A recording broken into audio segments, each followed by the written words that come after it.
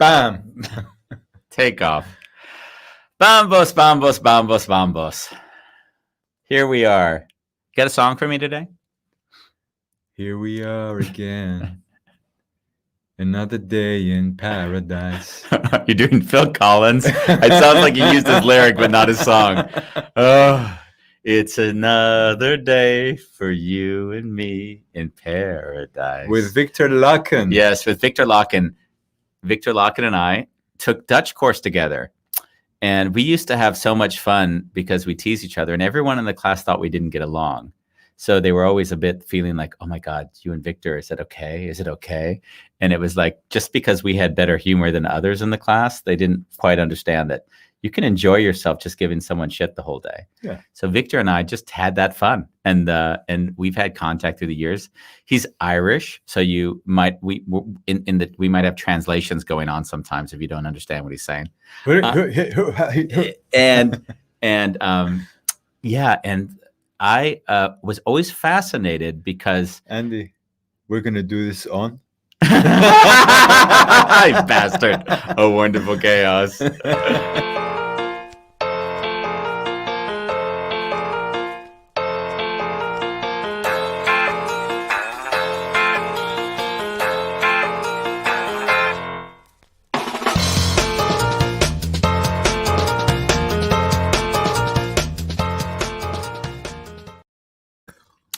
So thank God that Bambos was there to save the day. We're doing it on. I want to play it again. Oh, wonderful. I often forget, of course, that we have the intro because I just start with the show. Yeah. So it's nice that you. Well, it's also your second day fasting. So my third day fasting. This is number 3, Wednesday. Whatever. What do you mean, whatever? This is a big day. This is the what do they call this? The Peloton day or something? The day after and the day before. Like I'm on the downhill after I make it past today. Nice. Back to Victor. Well, back to you. How are you doing today before we ask about Victor? How are you? And then he turns and looks into the camera. Me or you? I'm looking at you. I never like to look in the camera. I'm looking into the camera. I know you always look in the camera, and all the people always say how they like it because they feel like they're connecting with you. Yeah. And I look at you because I'm here with you, and I feel stupid looking at the camera, looking at you. I mean, I'm not really professional in that respect. You know, it's like, hey, Bambos, I'm asking you a question, but I'm looking at you through the lens. I'm looking at the camera, and because I don't like looking at the screen. I know. I really don't know. Really? It's been busy. You've got Authentic Relating tonight. I've got Authentic Relating tonight. You've got a guest on who has the same job as you do. Yeah, but he shoots disease. This is one of his pictures, by the way, behind us. I wish we had the whole, but we couldn't capture the whole thing. Yeah. Well, I've often been fascinated when I saw the pictures that he'd send of him going to Ebola-ridden places. And I kept thinking to myself, wow, like that's got to feel really intense to be shooting in the middle of pandemics, or they weren't pandemics at that moment, but they were epidemics in that location. Mm. And then it dawned on me, wow, that pandemic actually is everywhere he is right now. So he was used to have to go somewhere to shoot those pictures, and now it's like in his backyard. Yeah, he can just shoot it here now. So I thought it would be cool to just discuss with him a little bit about how he got into that work. Mm. What were some of the more intense kind of pictures that he's had to take? You're shooting death, you're shooting disease. I mean, how do you balance that with just, how intense it can be? So I was curious to ask him those questions. Bolalang is already making some comments. So such a beautiful thing being a photographer. Victor Lacken has a background of his own work. So yeah, Victor, we already have people looking into your work. Bolalang is doing a background check to make sure you're legit. Let's bring him on. How are you? I'm good. I was with your ex-girlfriend today, mm-hmm. and we're working on a game. We're working on And It's Fucking Great game. So she's basically said there's a card game. We're not really sure. We're looking at cards. We're looking at board games. We're looking at different ways, maybe working with polarities a bit. And it's quite fun. I mean, we did it with each other. We tried some tricks to see how they worked. We compared it with other games to see how would the logistics work. And it was quite an interesting journey. I'm how cool is it that, there'll be a game to support the book and everything else? I just thought it was a really cool idea. Yeah. So, and those of you who don't know, on upcoming Tuesday, Andy will be hosting another hashtag, and it's fucking great. A Wounded Healer book session. I think there's already over 50 or 60 people. Oh, God. I know. How we manage it, I don't know. But there'll be a lot of people on that one. So it's all good. We'll figure it out. So without further ado. Hello. Victor Lacken. Victor Lacken. Welcome. Hello there. Can you understand me? Can you speak a little bit slower? Can you speak slower just so we can kind of make it out in our ears? Oh, no, it looks right better than the hazard, There's a man with all the money saying, "No favour, so." The first night I went to Australia, I was in this house it was like working class, because it was just a building. It was like, they called the flats, and I'm sitting there and I smoked weed with everyone in the house. You smoked weed? Yes, at that time. So Ronnie, you didn't inhale. I know, and his mouth was moving.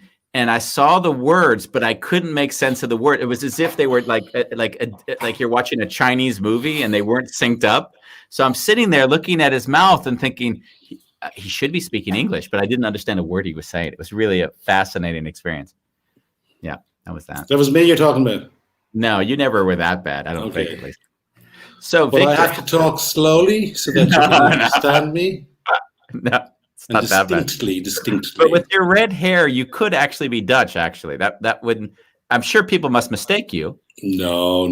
The red is very Irish. You don't see a lot of red Dutch. Dutch are more blondie or Scottish. They're different. Scottish. We're Scottish. Yeah, Scottish, Welsh. I don't know if you're aware of this, but there's a festival in Ireland for only redheads. Have you seen this before? Yeah, it's probably organized by National Geographic or something. But it's quite a fascinating thing. I've seen the pictures. It's really only redheads are allowed in. So when they shoot pictures, you're just seeing this massive red. Yeah, we have them. Yeah, you see a lot. You see a lot in Ireland. Redder than me for sure. Yeah. Question for you: how did you get involved in going to these disease-ridden countries and taking pictures? Like, how did that happen? Well, firstly, it's not just disease-ridden. It's more kind of health-related issues. Okay, health and disease are not the same thing. So it's you have Ebola, you have things like that. But I would also be kind of going to see refugees or people this. Where there's camps, where there's a lot of people gathered in places. It creates issues. Do the people have enough food to eat? Do the people have enough clean water to drink? Do they have a place to sleep? So these are health issues that the Red Cross deals with, as well as Ebola and diseases like that. But it could also be malaria programs. It can be the health, as I say, the health problems that happen when you move, say, 800,000 people across the border from Burma into Bangladesh. Where are they all going to stay? Where are they all going to sleep? So that's an issue, and that presents health problems of its own. Likewise, food security in Africa. I've done a lot of work on food security.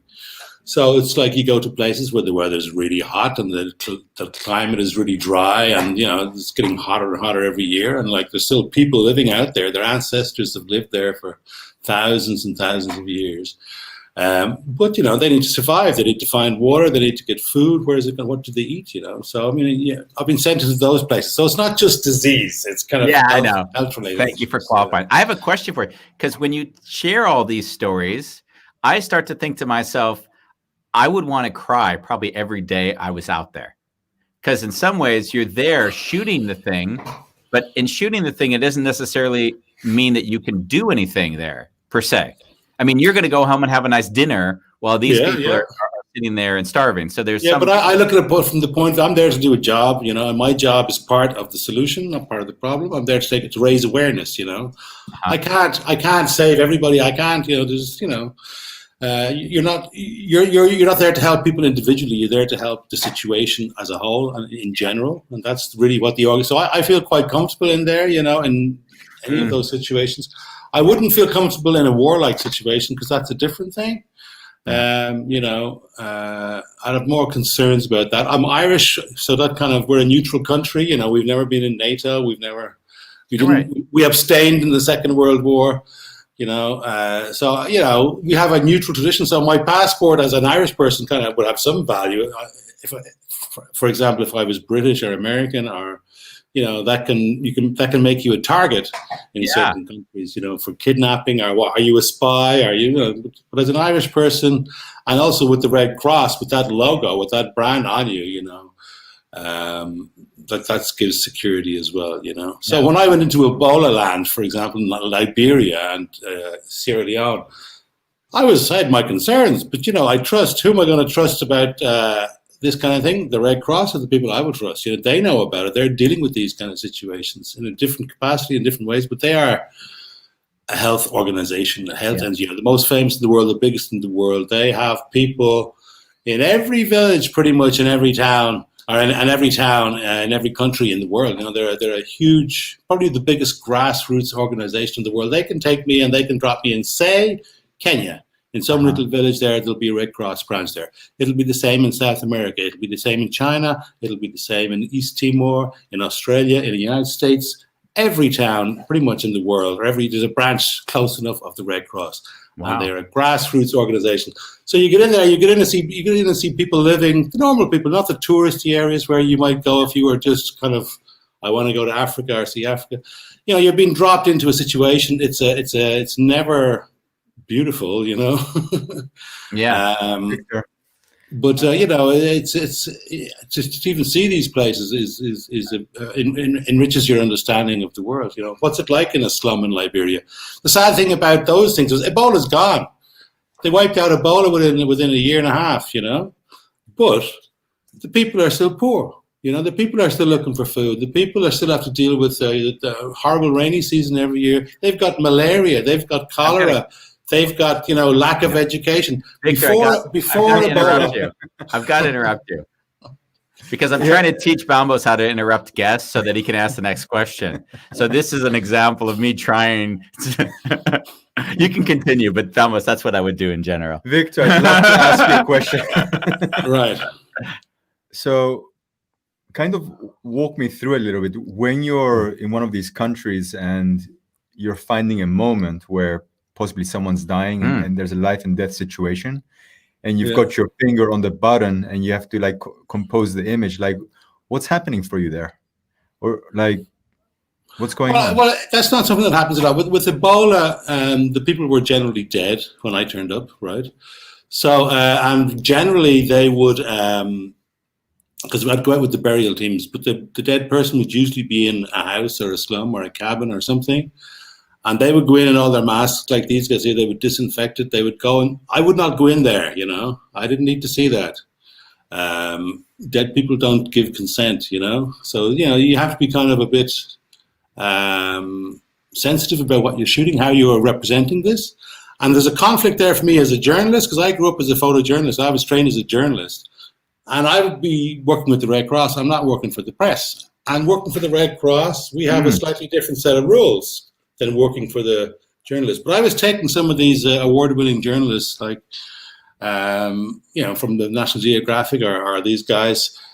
I was taking them out. I was taking some top photojournalists around Liberia to show them this, And sometimes they wanted to catch the emotion on the people's faces, or they wanted to capture this desperate situation. Whereas we were always trying to do it with dignity and do it kind of show that these people were strong, that it's just a thing that's happening. And we don't have to dwell on the pain, and I think some of the press people did that, and it was an uneasy balance sometimes, I thought. And how did you interact with, did you ever have discussions with them around that? Or was it just, they did it and you just sort of let it happen? Or would you ever say? I was just, as a person with the Red Cross, I could just turn up with the team. The Red Cross team arrived, it was usually about 10 people. And we have the backing of the government in every country. Okay. So they're a semi-auxiliary part of the government in every country. So we were treated with respect. We were and I was just wearing that thing. I was the official Red Cross photographer. So I just had license to really shoot whatever our guys were doing, Okay. But I mean, there'd be no point of me shooting a dead body as such, because they would not use that photograph. They're not going to use it. There's no point. But a burial team with a body bag is a different thing. So I would be waiting for them, the bodies in the bag, then I start shooting. But I also know that with Ebola, it's not as easy to catch as COVID-19. You have to ingest somehow the bodily fluids of a sick person, and that's not always the easiest thing. But within 2 meters, if you're touching somebody or whatever, and they are. But yeah, you can catch it that way. Most of the people who got Ebola were relatives of those who had Ebola. Yeah. So they were. When you get sick, somebody has to look after you, and when you're looking after someone who's sick, that's when you'll get sick. And that's same with doctors. They lost 1/3 of their doctors. They lost 20% of their nurses within a few months. If you're up close to sick people, yeah. But I mean, I didn't have to do that. So as back to your question, I wasn't really seeing dead bodies, but it was difficult dealing with families because you're dealing with grief, and you have to be sensitive to that. But it's not like I'm not. That's not really doing all the time. It's hard, as I say, to kind of witness poverty. I find that quite difficult when you realize people have nothing, and they live on a day-to-day basis, and they're living in a breeze block house with a tin roof. It's maybe a couple of square meters, whatever. Not too big, but then the family's in there, and they've no television. They haven't even a picture on the wall, but that's where they all sleep at night, and they will go out during the day, and do whatever they have to do to survive. It's that kind of poverty, and that's not going to go away anytime soon. No, it probably with climate change it'll only get worse. Bola Long is one of our favorite guests, and he is in South Africa. And he's saying that, yes, the pictures do create awareness. They also create ignorance to some who think of them depicting the Africa and not a place in Africa. Yeah. Africa gets a bad rap. Well, Africa's a huge place, I mean, it's 3 times the size of Europe, It's and it's as diverse, if not more diverse, Yeah, but it's so funny how when you shoot Africa and those pictures come out, people get more of those pictures of the suffering of Africa than they get of the prosperity in Africa. Like, I can't tell you a picture of a skyline in Africa, but I can tell you what almost every skyline in Europe looks like. Yeah. I mean, that's kind of fascinating if you think about it. Would you know the skyline of Kenya or in Nairobi or something? Or I would no, not really. I mean, Nairobi's a huge city. I think cities have only come lately to Africa. Really, they're mostly a 20th century thing. So there's not a lot of old cities in Africa. Like you have in Europe. So consequently, and this is the same in Asia as well. I find is that they're generally big concrete expansions, badly planned and not beautiful to look at. Maybe a mark of colonial England in the center, or colonial France, depending on the city. The Spanish in South America, of course, But South American cities are a lot older than African cities. So consequently, a lot of the African cities are pretty ugly and pretty unremarkable. So probably the most beautiful city I would say I haven't been there would probably be Cape Town because of its location. That's Victor. I'd love to skillfully interrupt you. Getting good at it, Vamos. That's good. Do you interact with the people that you photograph in any way? Yes, of course. You try to create a mood. You're trying to create. It's very important that you're not.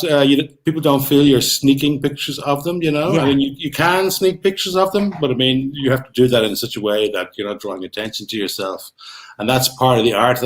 I use wide-angle lenses a lot, and so people think I'm looking in the distance, but I'm actually looking at a very wide area, and I've got a canvas, and I can place people in my shots, and they wouldn't really be aware that they're in my shots, but they wouldn't be in the center of the shots, So you're constantly looking around, but you always interact with people.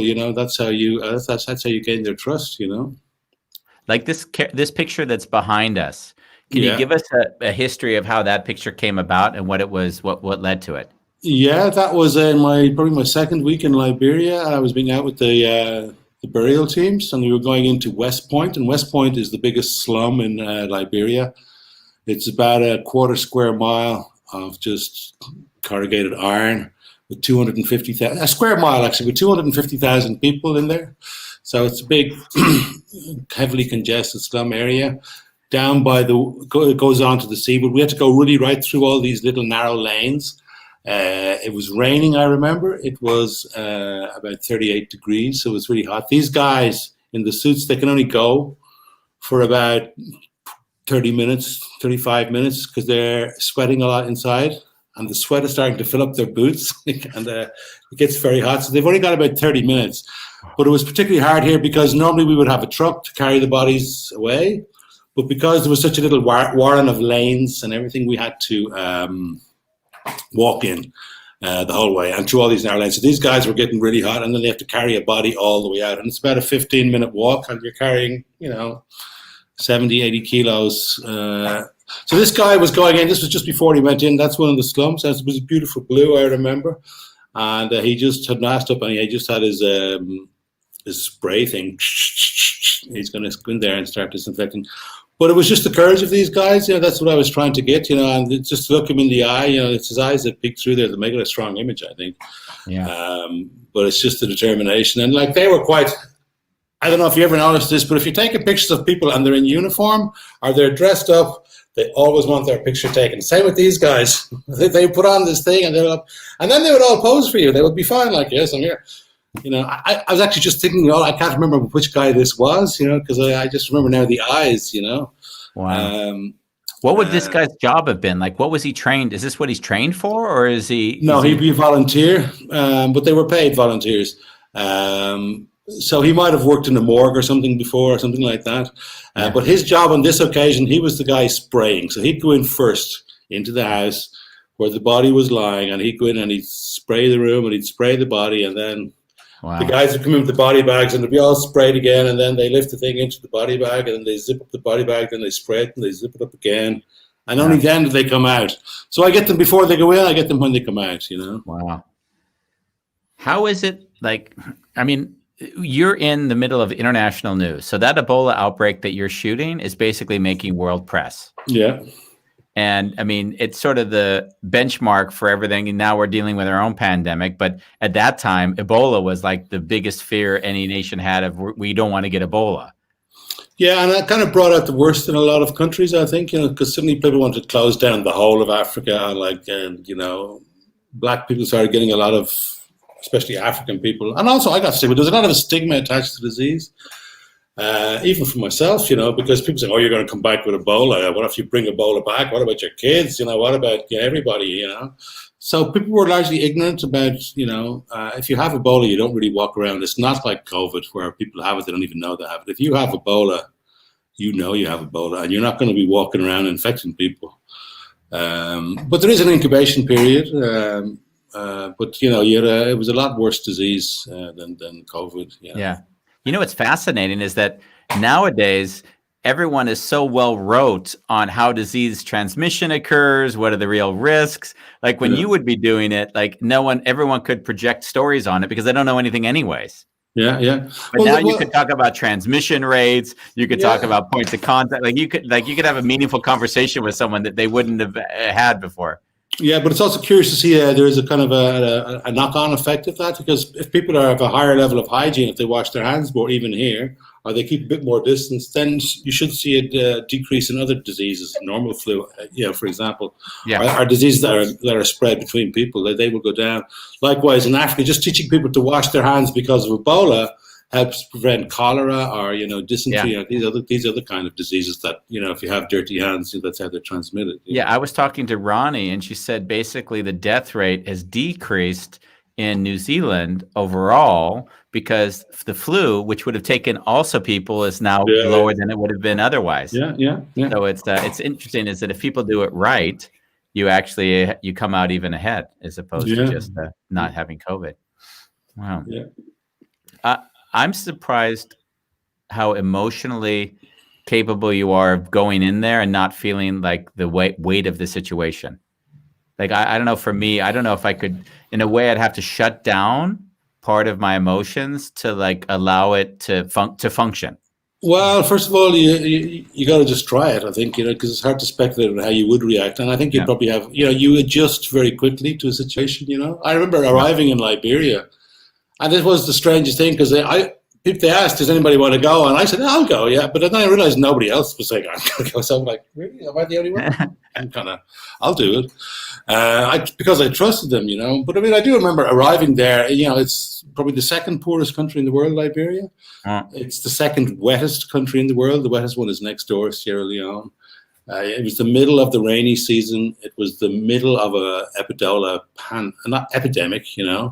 and I was going right into ground zero, the highest point of the epidemic at the worst time. And I was just thinking, what really am I doing here? I did have a lot of anxiety. But when you meet people and then you quickly realize okay, so that's how it's transmitted. I don't, not everybody has it. It's not like it's going wild. It's in certain situations, but it's there. It's in hospitals. It's in, it's where people are sick. That, as I said before, that's how it's being transmitted. So it's not going wild through the city randomly. It was fairly easy to trace where the disease was coming from. Because people were so sick from it. But I mean, you do have anxieties, but you would adjust. You adjust to the no touching. It was the first time I'd ever been in a country where the rule was no touching. You don't hug, you don't kiss, you don't shake hands. So you had that experience, of course, before anyone else. And we had curfews. Everything was closed at 8:00. You couldn't go out anywhere. You weren't supposed to be on the streets after 8:00. No, I arrived into that situation, so I didn't know what it was like before the curfew. I arrived in, there was already a curfew. But I mean, you got used to it. But isn't it fascinating that that's where you live now? Like you used to have to travel there, and now it's where you live. Yeah, but it's different here. I mean, I would worry a lot less about catching the disease here, because you think, I'll survive it, Back then, if it had got out of hand, if it had gone exponential, and it was threatening to do that at a certain point, they were talking, the thousands turn into 10,000s, and the 10,000s could turn into hundreds of thousands, And then they're going to be evacuating you, because it's then, But they'd never seen Ebola in a city before. Ebola was always confined to little jungle villages, in the middle of Uganda or something like this. They'd never seen a strain of it into the city, and that was what was freaking them out, because they thought, well, maybe it's going to just go like wildfire, because it had a death rate of about 50%. It was quite a serious thing. Would you have shot anybody that caught Ebola that survived it on the back end? Yeah, because it was kind of a strange story, kind of a funny story, but not quite funny. Because the first few weeks, I was sending back all these pictures of, the dead burial teams going out and getting dead bodies and disposing of bodies. So this is fine at the beginning, but then they're saying, well, come on, let's change the recipe a little bit. Have you got any other good news stories? Let's try and get some positive stories. So I said, go and find some survivors. This will be a good story. So I went out, asked around, and I found a village where there was survivors, and it was a granddaughter and a grandmother who had both survived. A very strange story. They'd been admitted to hospital together, but the names had got mixed up, and there was another daughter and grandmother who had been admitted to the same hospital who died.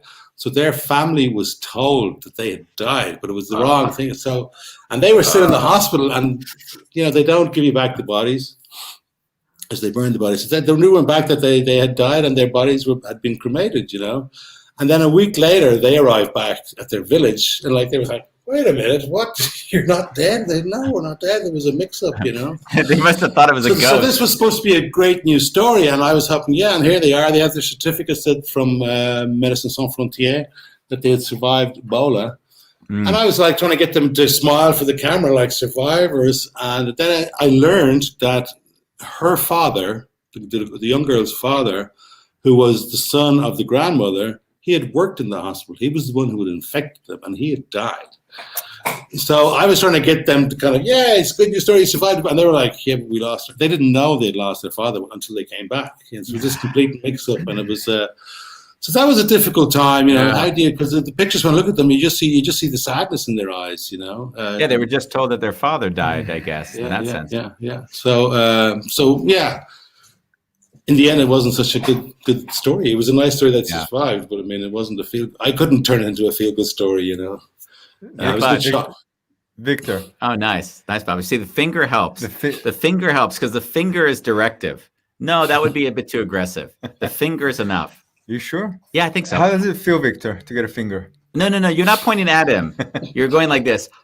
You're like that. That's the gesture. We're going to look back at this, and it's going to be a coaching session. When you are in this environment, and then you come back to Europe, and you're interacting with people, do you notice changes in how you behave? Like if you see people complaining about things, how do you respond to that? I remember, well, it's not so much how I respond. I mean, I do know it does change me, but I feel it's like education changes you. I mean, you want to be changed. If it doesn't change you, then maybe there's a problem.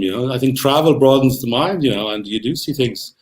And you can do it by being a tourist, or you can do it by just being a wanderer, or you can do it in a work type situation. They're all different. They're all equally valid. I think, But you're seeing you're getting a glimpse into a world that no tourist or person visiting is going to see. Okay, but I'm also getting a glimpse into a world where half the world see, actually, it's kind of, most people in the world are poorer than me, even in these times of COVID where I'm not working, I still have a better life. I still have better food or better access to things in the first world than people have there all the time, and that's a lot of people in the world. We are the minority, people of in the world, people of the West are a minority, and who live at this standard, So in that sense, it's an education for me to understand that most people in the world actually don't have it so good. Yeah, and we would like it if they do, but they shouldn't. A lot of people in the world do not know if they have food coming in at the end of the week. Or they will never travel anywhere. But outside their home country.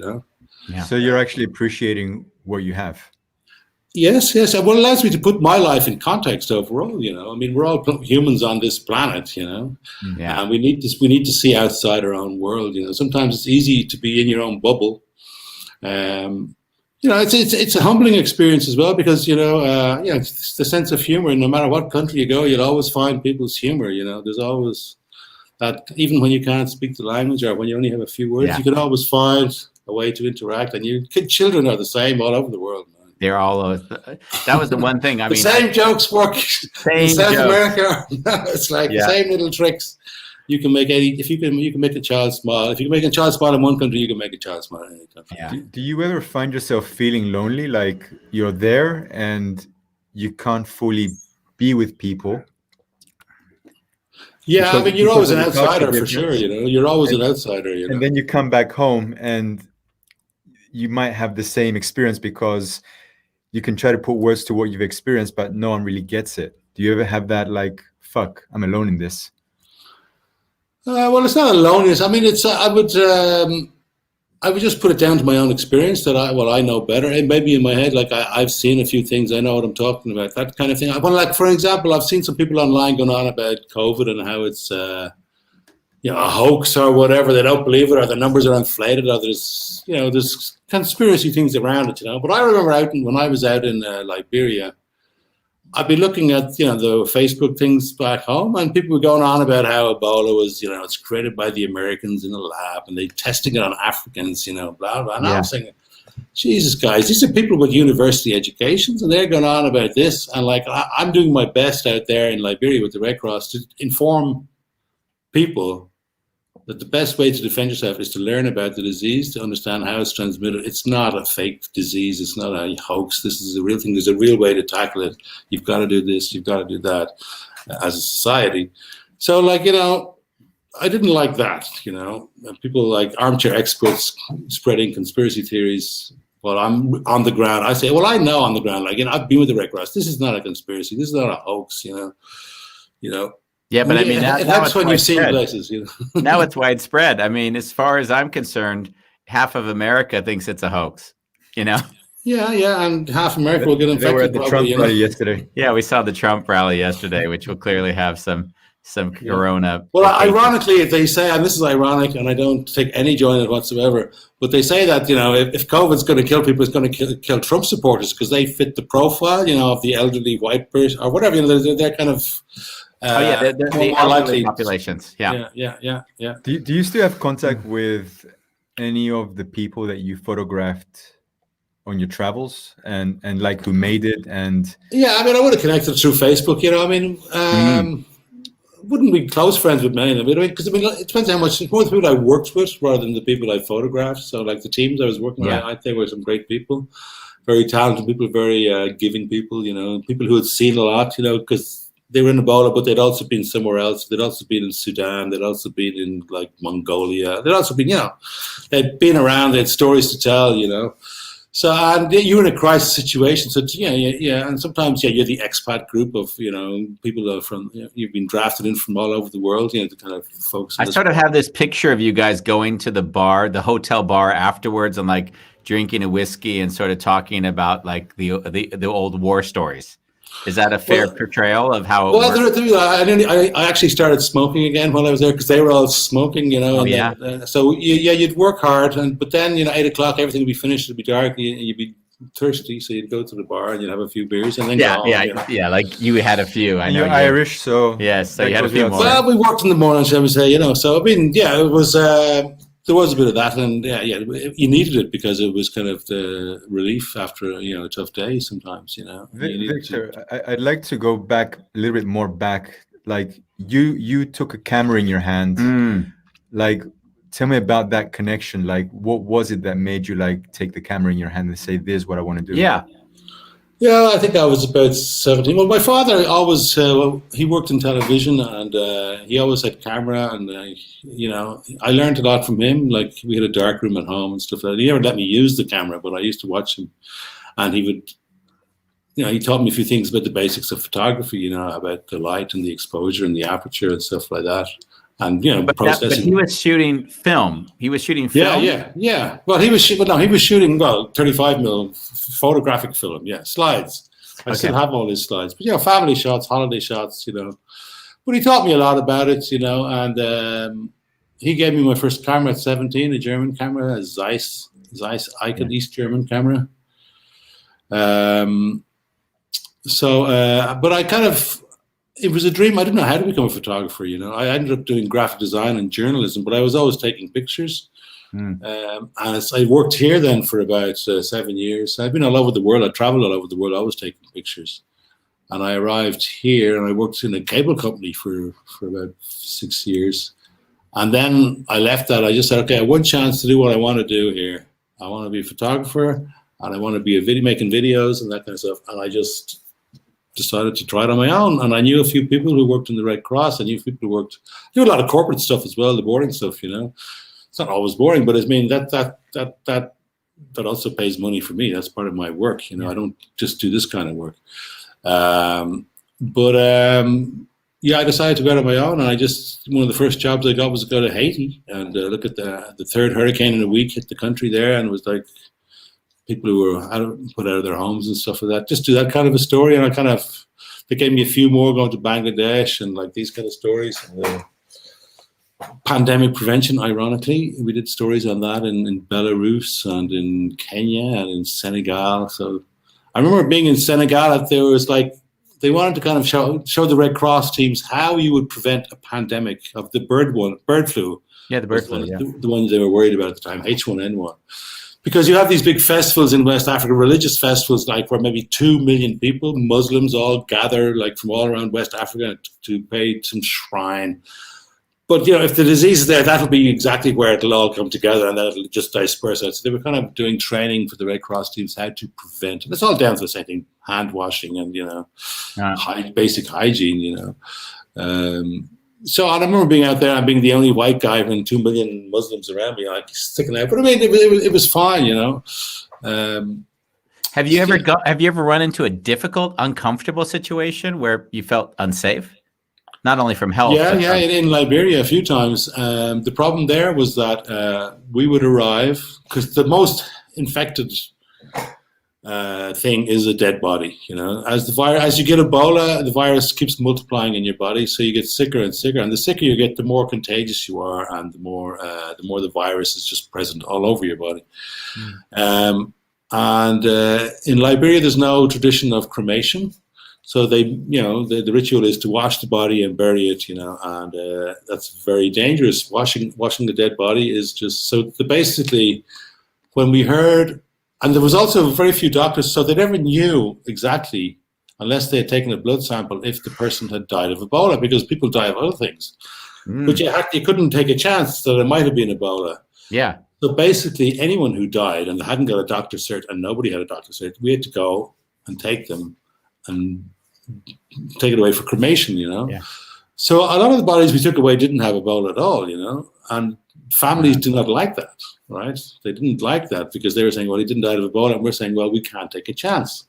He might, unless you can prove that he didn't die of Ebola, we have to assume that he did. And people did not like that sometimes. Sometimes they were very accepting.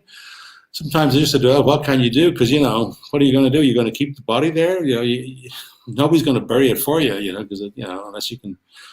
But sometimes it led to kind of quite conflicted situations where people would resist, and the atmosphere might turn a bit heated. And then we would have teams though who would negotiate and say, look, we have to take the body. The government says we have to take the body. Nobody's going to bury the body. What are you going to do with the body yourself? You can't keep it, Yeah. It has to go. It's like there's no refrigeration in these places. It's 35 degrees outside. We're offering to take it away now, but like there's no funeral, and that was tough sometimes. That was quite hard, Yeah. And that's when you experience grief. Grief is a tough one, Bola Long from South Africa. He loves you. You're in touch with what others are experiencing. Yeah. Thank you, Bola Long. Yeah, he's a sweetheart. Wow. I love that the first camera you got was from your dad, and that I kind of find it beautiful if I think of stories like this where you took a job you didn't really want to have for a good portion of your life, and then you said, hey, I want to go back to the thing I actually want to do. Yeah. And how was that? Because, I went through that journey with Bambos, right? Because at some point, Bambos was also doing other shit and said, hey, I want to be a photographer. And I know his journey was very much, if I look back at yours, it was like, I just had to say, I'm going to be a photographer. And then I became a photographer. The struggle was acknowledging that you're a photographer. Yeah. And that's, I'm known as a photographer. But I make more money out of video, to be honest with you. I mean, it pays better. It's hard to make money out of photography, I find, there's so many people offering it now. It's like, everybody's a photographer. Everybody's got a camera in their pocket all the time of some sort, and the pictures, the lenses are getting better, look at my pictures. Look at my pictures. I'm only taking those with iPhone, and people think that I know what I'm doing. I mean, you look at any Instagram feed, and the quality of images, you're up against a lot, and differentiating your images from others is quite a challenge, getting it out there, because there's so much to look at, And that's what I've been spending lockdown doing, is like, okay, I've got 10 years of pictures now. I need to condense all these pictures, repackage them, rebrand myself. And that's what the new website is about. Oh, nice. But it was nice to go over, pick your best pictures from 10 years, the ones you really want to be. That's the showcase. Good work. Yeah, exactly. And that's been quite interesting. I really enjoyed your photos during the quarantine. Oh yeah. So when you went to the red light district and you shot the red light district, I actually went back to the red light district to try to take the same picture you took, but it wasn't half as good as what you took. So you had to be there. You had to be there at the time. It was just it's about finding the right moment. And no, I mean it was I during this whole period, I went out 2 hours a day, and I probably shot between 50 and 75 shots on that walk, each walk. Yeah. So I was in love with Amsterdam because there was no tourism. There was just free reign, and you saw things you had never seen with all those. Yeah, it was beautiful. It was amazing. And it really allowed a fresh look at the red light district. It's quite a beautiful place, and it's quite beautiful without all the tourists and without all the goings on, I mean, it's actually quite a beautiful place to walk around. And really surreal. It's surreal. I think it's back busy again now. I think we might see that again. I think there's going to be another lockdown, to be honest with you, later in the winter. November.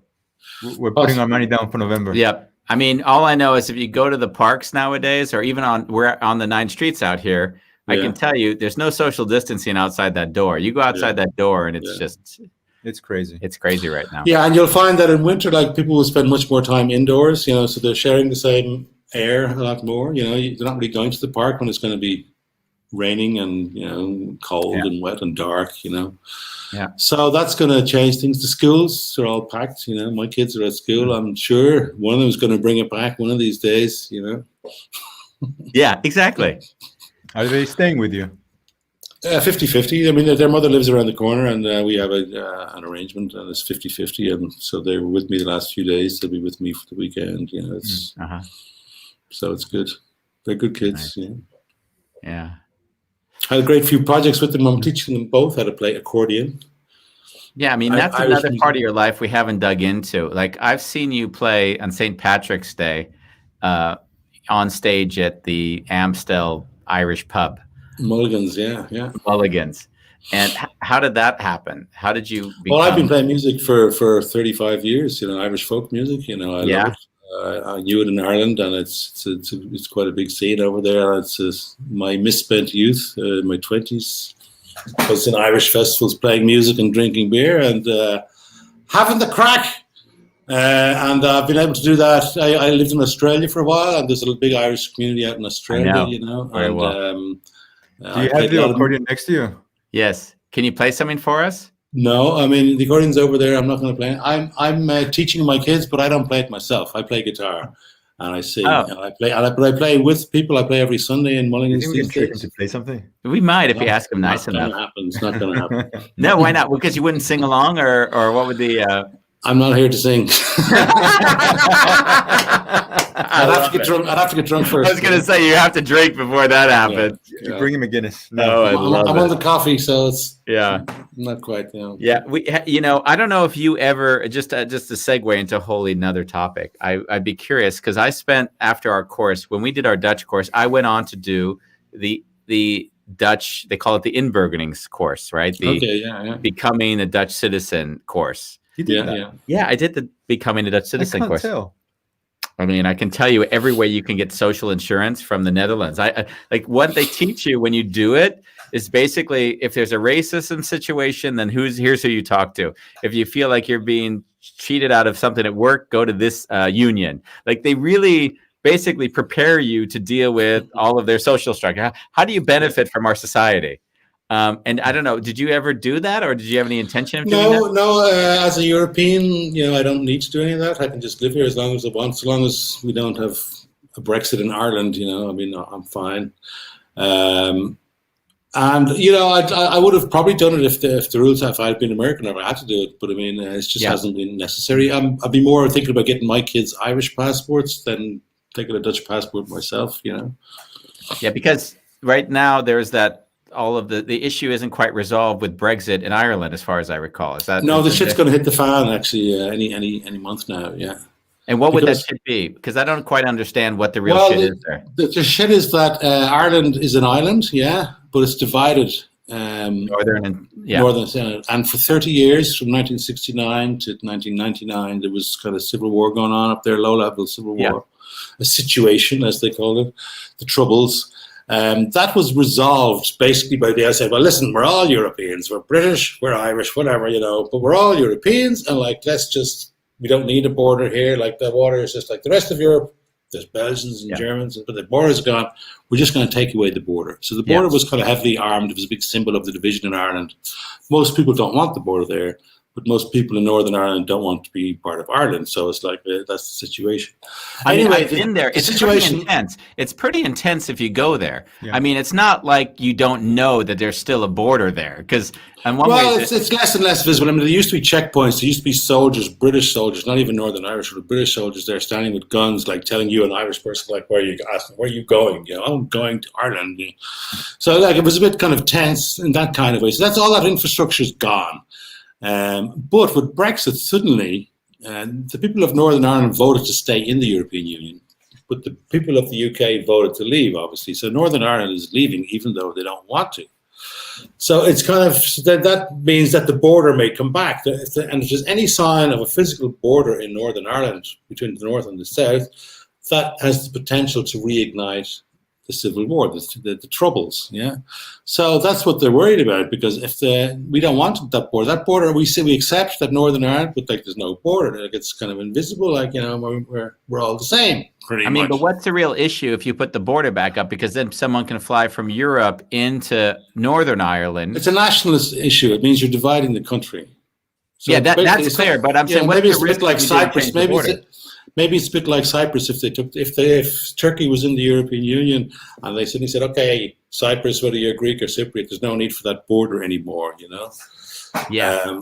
So for the people who want the country to be united in Ireland, they do not want the border, right? But they can take it that the country is divided, but as long as the border is not obvious. But if you start putting up a checkpoint again, you start emphasizing that Northern Ireland is separate from the south of Ireland, that raises the issue of should Ireland be divided at all, So at the moment it's a fudge, But I mean, so Northern Ireland is kind of going to be in European Union and out of European Union at the same time. So that's what has to be resolved.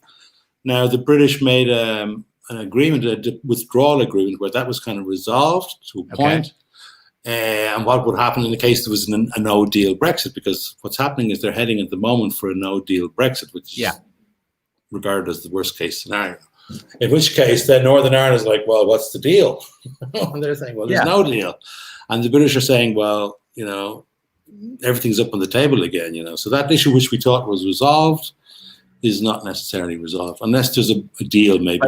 But if there's a no deal, the Northern Ireland stays in the European Union, or did the British say basically we're now one Ireland and you're coming under our possession? It's a bit of both, really. You know, that's the problem. You know, it can't answer both those eventualities. You know, well, there was an agreement made, but the Brits have said that they're going to walk back that agreement. You know, so it's interesting. It just reignites an issue that we thought was resolved because of nationalism within England. You know, the Scots didn't want Brexit, the Irish didn't want Brexit. You know, it's only kind of a nationalistic part of England that wanted it, you know. So and ironically, they wanted the whole of the UK to kind of leave the European Union, but they risk breaking up the United Kingdom, because the Scottish now are saying, okay, well, we want independence again. Let's try that one again. And the Northern Irish saying, well, are we part of Ireland or are we part of Britain? Like, they're questioning their whole allegiance at the moment. Wow. So it could end up, you know, breaking up the United Kingdom. You know? Ireland, what currency are you using in Ireland? We use the euro. So really, I mean, you already have a distinguisher between the borders, also the currency. Yeah, but I mean, they'll take both currencies up north in most parts. Do they? You know? Okay. Well, I think you pay with your card, you know. All along saying borders don't just divide countries, they separate people. World without absolutely. Yeah. Absolutely. Nice. And I often noticed about that traveling. I did a lot of traveling overland, and I traveled back from Australia to Europe back in the 90s overland. So I did the whole, like, through Indonesia and East Timor and India and Thailand and Iran and Turkey and all these places. And also around Latin America. And always when you're coming to the border, you know, they always emphasize how different the people are on the other side of the border. Like, be careful when you cross over there, you know. Those and when you get to the other side, they say, what were the people like back there? They're awful. They're terrible, you know. Yeah, exactly. So every time you got to the border, they would emphasize their differences. But when you stand back and you say, wow, they're actually quite similar, these people, you know, when you look at them. Which were the worst ones? I can tell you which ones I had the most trouble traveling, because I backpacked for 2 years. And there was only one country I'm like, oh, my God, this is a nightmare. Backpacking, right? Just doing the typical backpacking. Back in 1990, between 1990 and 1993, say. I would guess India. Well, I had a terrible time in India, you know. I mean, India was bad, but there was one place worse than India. And that was I'm wondering if you'd say, oh, yeah, I had a horrible time there as well. Tell me, I mean. I had the worst time in Egypt. I've never been to Egypt. I've never been there. All I kept saying is they've been screwing tourists for 3,000 years, and you're just one number. I mean, that's how bad. It's just every time, like anything you did, like they manipulate, like they would do stuff that was far more like egregiously wrong. The Indians would try to like get 20 or 30% on a tuk-tuk ride or whatever. But the Egyptians would hope that you didn't understand how the currency works, so that they could actually charge you a trip that should be $3. They try to charge you $300, hoping that you didn't figure out that the currency. And I mean, I had so many going to it was election day, and I was going to the pyramids. Some sweetheart of a guy says, hey, listen, you know, it is election day. So, you got to kind of get off and walk from here. Just doing you a favor. Oh, thank you. So kind of you. So you get off, and he's like, oh, and I didn't mention that, but you have to take a camel to the pyramids. And I'm like, oh, geez, I just got screwed. Because of course, the manipulation of kindness is something that they've learned really well there, of course. Yeah.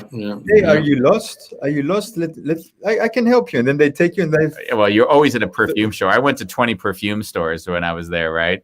Mm-hmm. And the best is if you say no, thank you, they start to be offended and treat you like you're a jerk. Like, that's the best part. Like, you're like, no, thank you, I'm not interested. What? I'm just trying to be nice to you. I'm just trying to be a friend to you. Why are you treating me this way? Yeah. Well, I had that's that for like a, the I had joys, the that for joys like of a month. traveling. Yeah. What'd you say? The joys of traveling. Yeah. Yeah. Yeah, it was funny. Wow.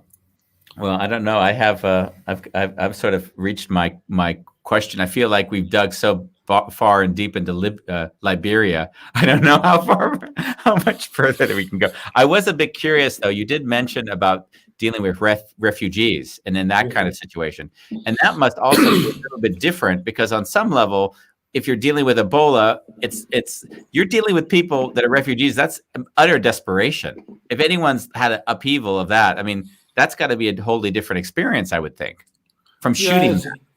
Yeah, it's never nice, refugees. Also, they get stigmatized, so easily. And also, there's a distinction between refugees and migrants, So last year, I was doing a lot of stuff in the Balkans, because a lot of migrants are coming up from the Middle East, from Afghanistan, from Pakistan. They come up through Turkey, they get into Greece, and then they go up through Macedonia, and they're trying to get into Europe. And one of the routes they take is up through Bosnia, and then they get stuck there at the Croatian border. And they're treated very badly. They live in terrible conditions. They're living out in the open a lot. They get into these camps, which are really bad camps. Their locals don't like them. They can be having scabies and different skin diseases and stuff that they've picked up along the way. They've no rights. And when they try to cross the border, they're beaten up and sent back again by the border police. Their phones are smashed and they come back and try again. But you're kind of caught because some of these people are refugees and some of them are not just, but they're economic migrants. They just come from a poor village in Pakistan and they want to try their luck, and they'll keep trying again and trying and trying again. And it's a desperate life, it is a desperate life. But you can't also help but feel, well, some of these people have chosen this. Like they're gambling everything on this, because they know if they make it, they're made, Once they get across the border, they can blend in and they can build up a life, somehow under the radar. Then maybe they can, after 10 years, they will, find a way to make it permanent or something. But their idea is just to get in. Some of them are escaping Syria, and some of them have really got, sad stories, and some of them, you wonder, are they telling you the truth? Are they, because who do they trust? And that was one of the issues we were trying to look at. It was actually first of all, how did the Red Cross look after people's health? Because they have health challenges, they get bitten by snakes. They're out in the they have a lot of health issues. They're vulnerable people, the Red Cross would be providing healthcare, but also we're trying to figure out how do they know who to trust, because you could be somebody who's going to turn them in, how do I, are the Red Cross friendly? Are the Red Cross not friendly? Are they, are you going to tell the police that we're here? So these kind of issues, they come up. Yeah. Wow. We're coming up to the end of the hour. Okay, it's been a pleasure talking to you guys. Yeah, it was really cool, and I assume two of you are in the same industry, so you may very well have reasons to interact sometime in the future. Very nice. And I think one last thing from Bolalan, if I see, all people who leave one country to the other where they hope to get a better life are refugees. Oh. Yeah. Well, that's fine, but I mean, being a refugee is a loaded term, So, for example, with the Red Cross, with the Rohingyas, we weren't allowed to call them refugees. They were displaced people. Because you have to work with the Burmese, the Myanmar people, and they look at the situation very different. They say they're Bangladeshis, they're just going home. That's their official position. And if the Bangladeshis call them refugees, then they have an obligation to hold them, to look after them. So they're saying, well, they're not refugees because they're going back. If they get categorized, the terms are loaded. Who's a refugee? Who's a migrant? The language we use is loaded. A refugee is a refugee in certain perspectives, but is displaced person or a migrant from other people's. And those terms matter at some point. Wow. Thank you. Okay. We're grateful that you took the hour with us. My pleasure. My pleasure. And thank you, Bolalang, for your comments. Yeah, Bolalang, thank you. I look forward to seeing you play at the Irish pub. I'm Mulligans. Are you? Is it like regular now, or does it happen at all? Sundays still now, even with the Ebola. We're upstairs on the balcony. We're separated from the main body of people, but there's not many people there anyway. The pubs are not busy. It's going to be a but it's nice to be playing music. It's nice, isn't it? Must be. Thanks, man. Okay, see you. Bye. Thank you. Ah, Bambos. Hey, Andy. You've got a wholly different kind of job, don't you? What do you mean? I mean, when he's shooting pictures, it's really, you get to like get the best of people. He's sort of taking the worst moments of people's lives in a lot of cases, right? Yeah. Okay. Discussion to sharing the rest of this week. Tomorrow, Dying Out Loud with Dave Warnock. David Warnock has ALS, Lou Gehrig's disease, and he was diagnosed. He's going to die, and he said, "Hey, I'm going out with a smile." So he's basically just dying out loud, doing a lot of talks, doing everything he wants to do before he dies. So he skydived the other day, so just taking it all in and enjoying it. Yes. And we have Jeremy on with Sex Addict to Monk, because he basically was a sex addict, and then he just went to become a monk. So we are going to have both of these two on for the rest of this week. Yeah. And then, and then that's it for today. You've got your authentic relating ahead of you. So thank you for being with us on A Wonderful Chaos.